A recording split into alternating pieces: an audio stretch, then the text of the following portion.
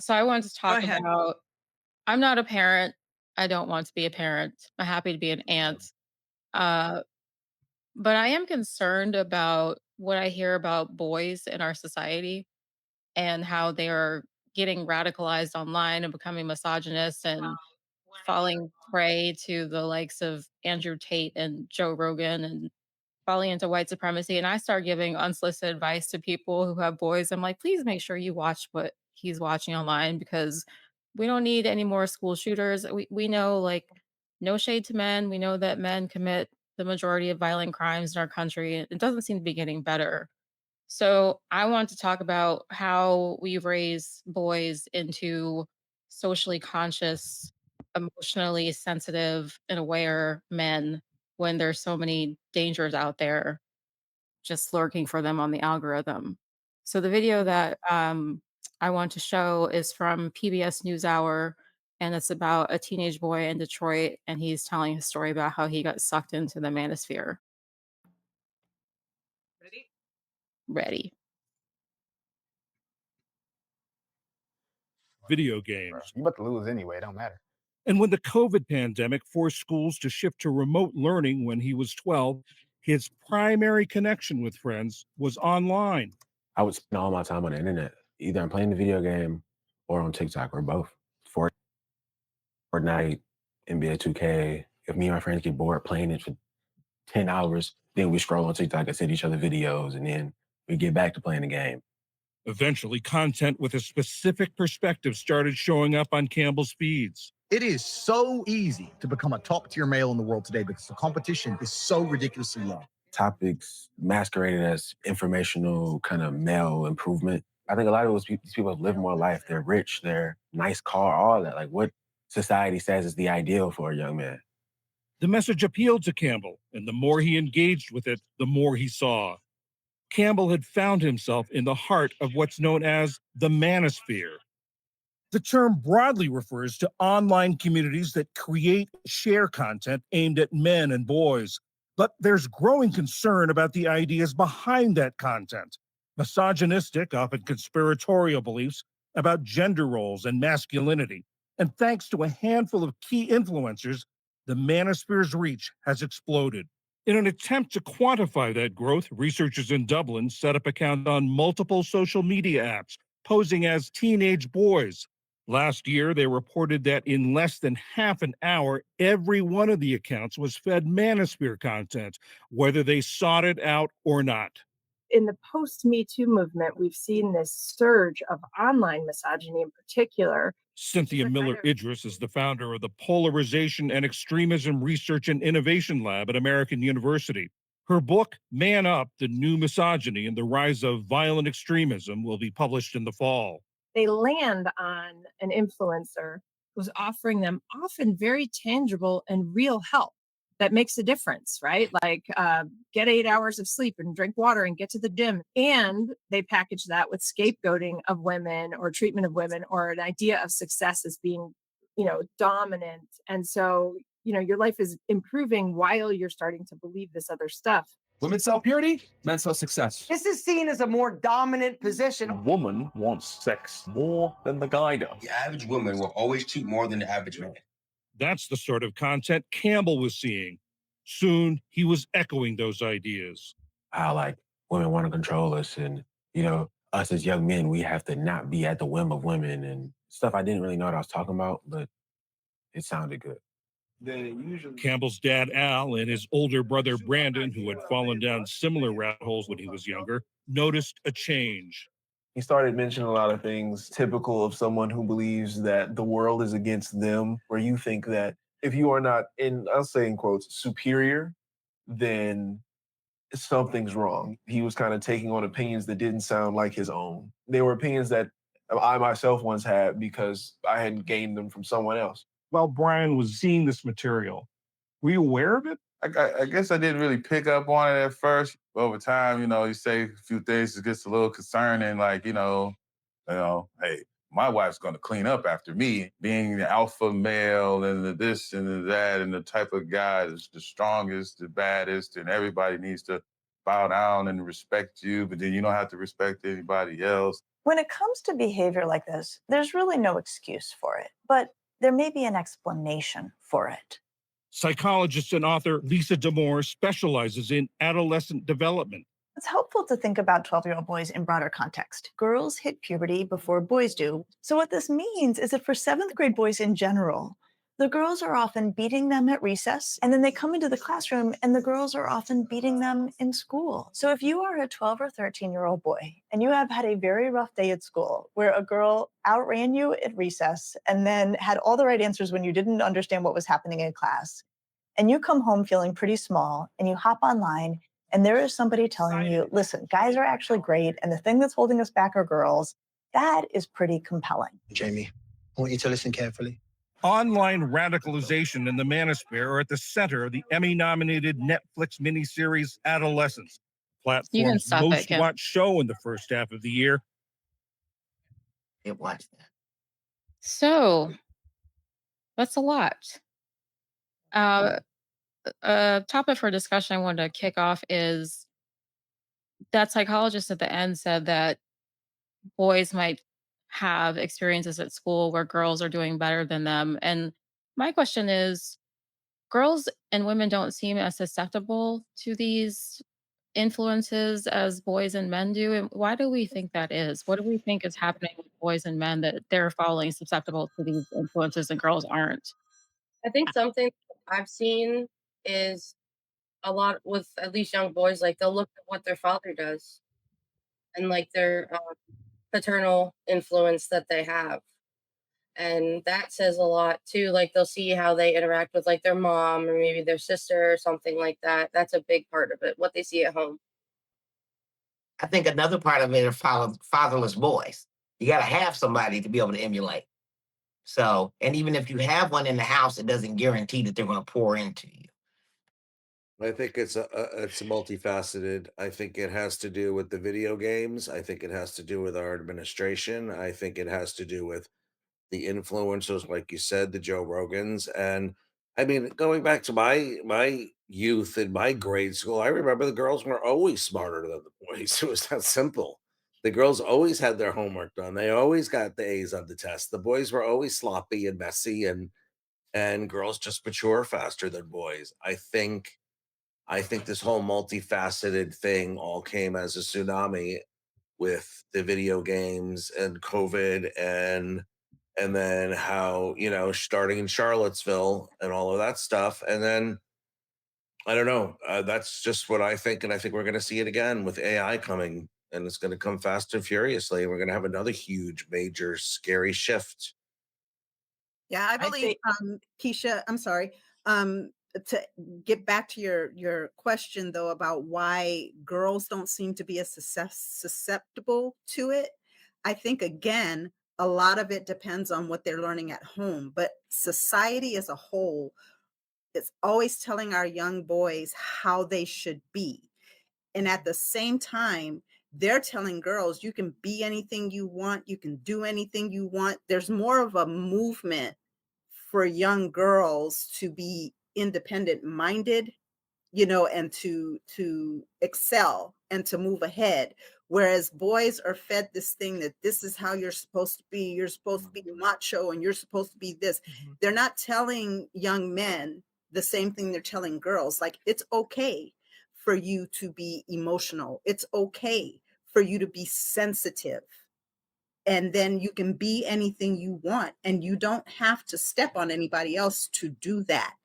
They're more susceptible to what's going on in society, whereas I feel like girls, at least from me growing up, I was taught to be more independent minded, so I wasn't worried so much about what that person next to me was doing. I was concentrating on my stuff. I think that's a really great point, and it's something that President Obama spoke to on his wife's podcast. He said that they spent a lot of time teaching girls that they can be anything, they can do anything, and uplifting them, and less time spent on boys, Mhm. and that was maybe to their detriment. Yeah. I think But how another creepy? Oh, I'm sorry, August, go ahead. How creepy is it for the influencers to Kim? I'm sorry? How creepy I thought you were saying something. How creepy is it for the influencers to pretend that they're of a certain age in order to trap these young men? That makes you go, "Hmm." You Mhm. never know who's behind the Oh, catalyst of absolutely. this. I think something else too is when it comes to, young men, they don't communicate a lot. So when you see like they're not really talking and they're just like playing a video game or on their computer, sometimes parents I'm sure assume like, oh, they're fine. If they had a problem, they would talk to me. And I think there needs to be more just open communication with also saying like, hey, if you have these feelings, it doesn't make you any less of a man. It's normal to have all of these emotions that are happening to you and also justify that too. I was at work the other day, and as I say, I work in behavioral health kind of situation, and I was talking to a gentleman that keeps hitting people. He's been to jail for it and all this stuff. But he was saying, I told him, you have to have impulse control as an adult. And I've said it before, you have to have impulse control because we ask children to regulate it, but we're not teaching them how to do it. So they go off their instincts and are often wrong. And then they become impulsive and compulsive. And if you add anything like a mental disorder, depression, even, or Mhm. um, alcohol or drugs into it, it really can get really hairy quick. Can we Kim? just highlight Jazzy? Oh, go ahead. I'm sorry. Go ahead, highlight Jazzy's, and then I have something I'd like to say. Jazzy, just calling out your comment right quick. It's why young men commit suicide at a way higher rates than young girls. There's a lot of pressure on them. Mm, Mhm. I've had around 7 friends commit suicide, and they're all been males. That's deep, Jazzy. Yeah. I'm Keep your sorry, head. Jazzy. We're sorry for that. And we just want to just think about those guys that have gone before because they had no one to talk to. They didn't feel that no one had faith in them or can trust what they were feeling. And if there's anyone else out there, please let this place be your space. Come on and talk to us. Share. Get your fingers typing and let's be your rock. Back over to you, Kim. Thank you. I just wanted to add to this because I did research on this years ago for a talk, and I've also raised 2 boys. So it is multifaceted, and Mo, you're 100% correct that it's society that is a big part of this because we say boys shouldn't cry, boys need to man up, boys need to be tough, I mean, these are all the things that if their father also believes in that mentality, then you have that trickle down effect. So that's one because when my younger son was playing football, I would see the father say, we're not raising tough boys anymore. We're raising sissies and our boys just aren't tough. And we played football on concrete. And it's just I'm sitting here going, as a mother of 2 boys, I made damn sure that they knew that they could cry if they needed to, that they knew that they could come talk to me anytime they needed to. They didn't have to hide their feelings, and they didn't have to be what society says they need to be. And so I think that is really important, but I also agree too, Jim, that the video games do play a a part in this. Um That's another that's another talk for another day. I will say, So this is it's a great topic and it's important and I'm grateful for my boys and where they are and the people that they are. Thank you on for the, sharing that. on the flip side, I think I mentioned, my company hires a lot of kids right off college campuses. I mean, we're talking hundreds. And I watch these kids, and they do seem to be much more sensitive and much more touchy-feely with each other. And the bro, hey, bro, hey, bro, hey, bro, hey, bro, hey, bro, bro. I don't even know what it means. And it's like, Jesus, you guys, what are you talking about? It's like, but they do feel like to be like more fluid. Like it doesn't matter if they're friends or if they're sitting at lunch with trans people or gay people or black, white, whatever. It doesn't matter. And they are much more sensitive, much more, hugging each other and always shaking hands and always putting their arm around each other. I notice that all the time. And it is in my day, if you did that, it was like, oh, no, nobody touches anybody, everybody. Right. But then again, you have the whole thing about the wokeism, like, well, everybody's always threatening, well, that's an HR violation. That's an HR violation. So Oh, I know. no one knows where to go, no one knows what to do. But I do notice that Mhm. the young men are definitely not afraid to show emotion anymore. I And don't what think what that's what I would necessarily what I true. would like to say, James, excuse me, is that men don't take their children to church as much as they used to, and they don't have ministers in their lives. They don't have a father at home. They might not even have an older brother, so there is no one to look up to for information or a mentoring. So once the woman went into work, most families now, as a single family household, more than 50% of these households don't have males in the house. So they don't know what to do. And so their computer is their daddy, their mama, and then they go upstairs and fix the Yeah. TV dinner. They don't know what to do. They're just following whatever they say. Like you say, the new word is bro, bro, bro. They just say bro, bro, bro. But I Yeah. think we don't even have the men's boys clubs no more, where men would mentor young gentlemen. And so I think until we do that and remember that, because girls ask more questions, girls are ask questions, Hmm. interact with Mhm. them more, and let's go look at the makeup counter. And but the boy, he don't want to look at the makeup counter with me. Well, my son does, but that was another story. But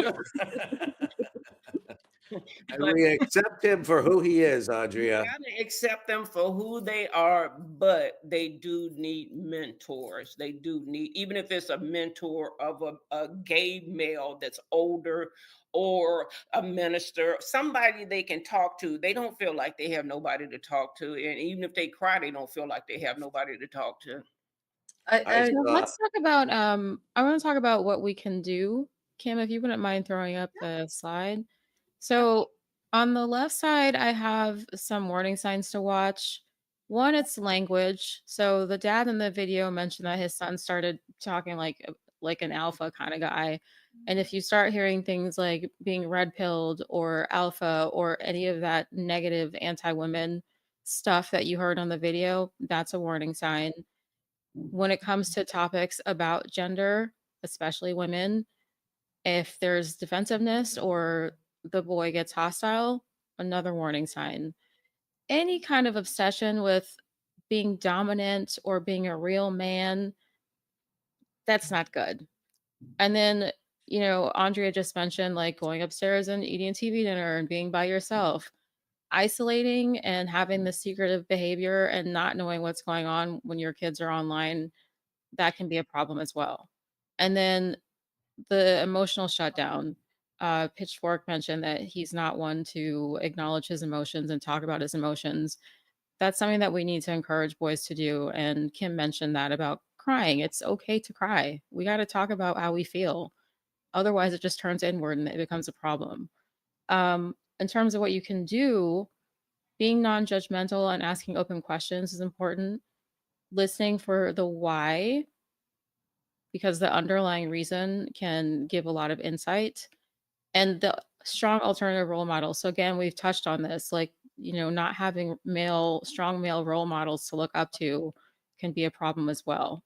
And then talking about feelings and what it means to be a healthy masculine man. Like masculinity in itself is not a bad thing, but there has to be a healthy masculinity and there needs to be examples. And then this one I think is extremely important. There should not be unmonitored screen time. Like, you should know what your son or nephew or friend is looking at online, and not having just unfettered access to the internet is also important because as that video showed, like within 30 seconds they can get pulled into the bad part of the algorithm. So at the bottom I have here highlighted that boys don't need lectures, they need guidance, connection, and a space to feel seen. Right. That's all excellent, Keisha. 100%. Every bit of it. And if there's anybody out there suffering right now, either go to your nearest ER and ask for help or call 988. And Well, I want to, they'll help you. I want to speak to something that both Andrea touched on and Keisha touched on. Keisha, you said you don't want to have children, and Andrea, you were saying how many single parent households there are. There are so many programs out there, Big Brother program, Big Sister program.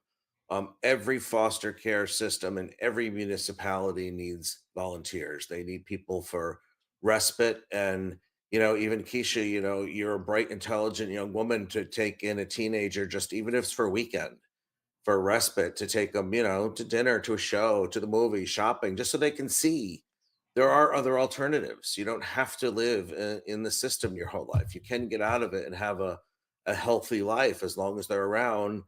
Healthy, it doesn't have to be a constant role model like we're all used to. But I am an aunt, though. I have a grown nephew who has got he's got his own issues that I try to help with. So right. But my point is that just because you have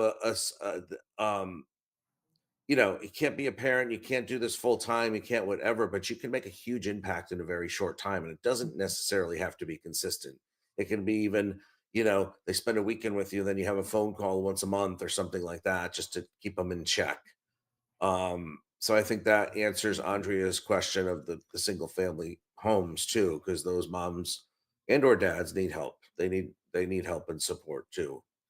Andrea, you need to move up a little, hon. You gotta move you gotta brand Yeah. new hairdo. Yes, there we go. Like Now you're we have cutting a your head full off. Andrea. I moved it back because I didn't have a good picture of all of you.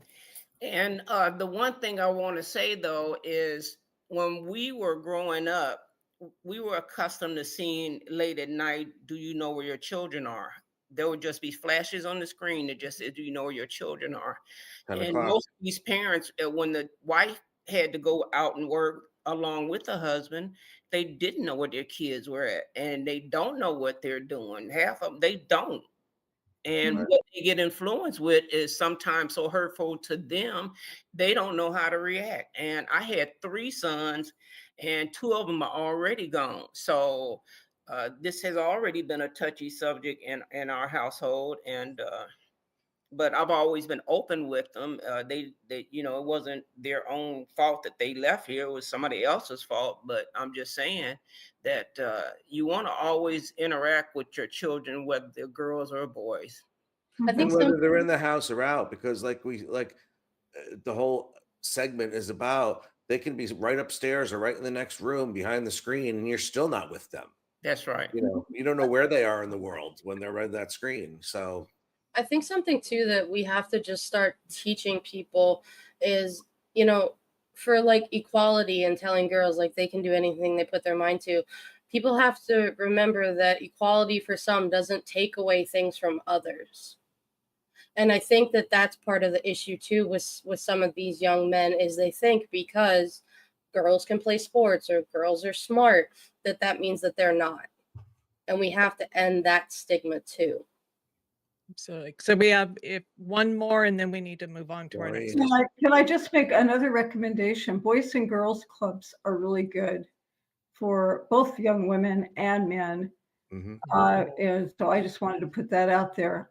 And I'm not a parent either, Keisha. I'm an auntie, and I've been there for my nephews and my nieces. But I get concerned because some of them haven't had a strong male influence, and I think I've seen it in person. That's a real hard thing for young men to not have that father influence.